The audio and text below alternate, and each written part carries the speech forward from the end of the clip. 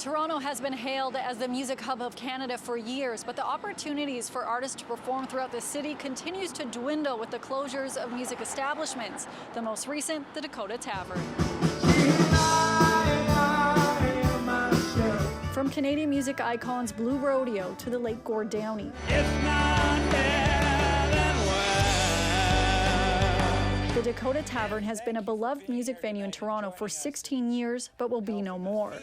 On the venue's social media pages in October of 2024, they announced they were under new ownership and will be closed for a period of time to undergo renovations before reopening. On Friday, the president of the Canadian Live Music Association confirmed to CityNews that it would in fact not be reopening as the Dakota Tavern. According to the owners of the Delta Sports Bar, which is beside where the Dakota used to be, they said the replacement will be called Mickey Limbo's. A social media account with that name shows the construction inside the bar, but does not indicate what type of site it will be. David McPherson, who's written books on the Horseshoe Tavern and Massey Hall, posted on his blog that it will become a sports bar. The venue was an important part of the Toronto music scene for artists of all levels, but especially those looking to break into the industry. And it always draws a great crowd. It's one of those places in the city that people flock to no matter what's happening. They just want to go see live music.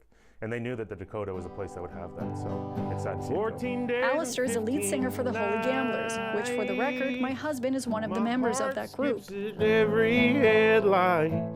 Just under a decade ago, the City of Toronto formed the Toronto Music Advisory Committee. It's meant to help preserve and foster the music industry in the city. But since then, a global pandemic happened, and over 20 smaller music spaces, from the Dakota to the Orbit Room, have closed their doors. It is a little discouraging seeing the Dakota shut down because, you know, I love playing there, and I think it's a great spot for musicians to showcase themselves and to be able to find an audience, even if they don't have the biggest following. And it's very important to have venues like that because it's hard to start out as a musician in the city.